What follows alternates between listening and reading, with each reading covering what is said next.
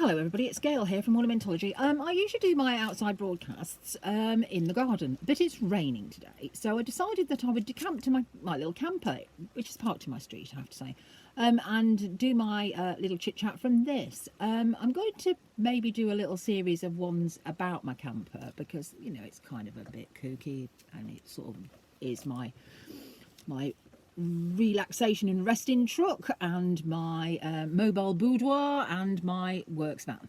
So it's got quite a number of jobs, but that's not what I'm talking about at this time. What I'm talking about today are these little things. These are gramophone, wind up gramophone record player needles, wind up gramophone needles, and I've got a bunch of them. I collect the little containers. This is a little full. These are loud tone. These are extra loud tone. I'll talk about that in a minute. There's some in here. These are a moderate tone, it says. They're just cute little things. Sometimes, if like this is an empty one, this one, they come along and, you know, I've picked these up for £1. I mean, they're very battered and lovely and wonderful, but, you know, it's rather amazing, I think.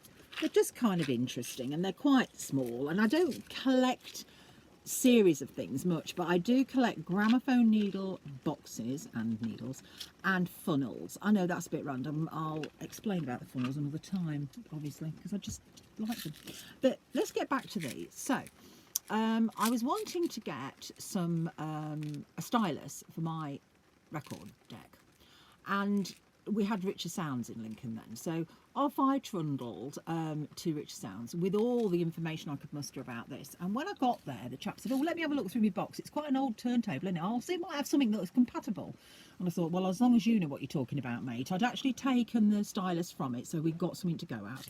And he said, yeah, I found one. And I said, oh my word, I said, little songster needles, how interesting. And he said, yeah, he said, they came in a bunch of needles. I don't know where they even came from. He said, I've had them forever. He said, when is anybody ever going to stroll into my shop, he said, and want gramophone bloody windy up needles? He said, that's nuts. And I said, right, okay, that's fair enough then. I said, and he said, if you want them, he said, I could probably do them for £5. He said, just to get rid of them, to be fair, I'm sick of looking at them. And so I said, oh, do you know, I wouldn't mind those for £5. That sounds very reasonable to me. And he said, do you? And I said, well, they must be like rare as hen's teeth, these. I said, they're as rare as hen's teeth, these. And he said, are they now? And I said, they are, yeah. And I said, you struggle to get them? I said, you struggle to get them? I said, oh, and these are a loud tone ones. I said, oh, well, I can always put a sock in it.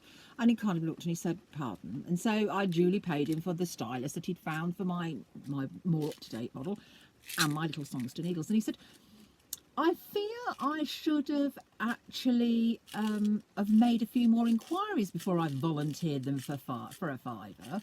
And I said, maybe you should, young sir. I said, and he said, have you got a wind? I said, I have. I've got a portable one from about 1923. I said, it's lovely. I said, you wouldn't want to carry it far. It weighs an absolute ton. I said, but yeah, thank you so much. I've been looking for some more of these. And he said, bloody hell, I've been swizzed. And I went, well, you haven't, have you really? I said, would you like me to bring it in one day when I'm passing? I said, and you can crank it up and have a listen to it. I said, high fidelity, it is not. And he went, I'd love it. I'd love it. So at another time, I did in fact go along and take a few records, something classical, something musical, and some Artie Shaw. And we cranked it up, and he looked at it and he said, can I look inside? I went, yeah, of course you can. He said, oh, I'll give it a dust while I'm in here. I'm going to wait steady. So he's had a bit of a dust out from the very nice man at Richer Sounds. But yeah, so they come in all sorts of thingamajigs. So there's different tones, extra loud. I've got extra loud, I've got loud, and I've got soft. Now, all of these are made from steel, and you can regrind them to a point, because that's what happens. The point goes and then the sound gets all muffled and they sound like they're chewing a rubber band. Well, it's not clear. But the different tones are brought about by the different hardnesses of the steel. And as aforementioned, that's where the saying put a sock in it came from, because obviously these high fidelity machines didn't have volume control. So people would roll up their socks and stuff them down the trumpets, or stuff them in the back of the sound boxes, and that dulled the sound and was the volume in inverted commas. So that's where the term put a sock in it comes from. So that's my little ramble about those.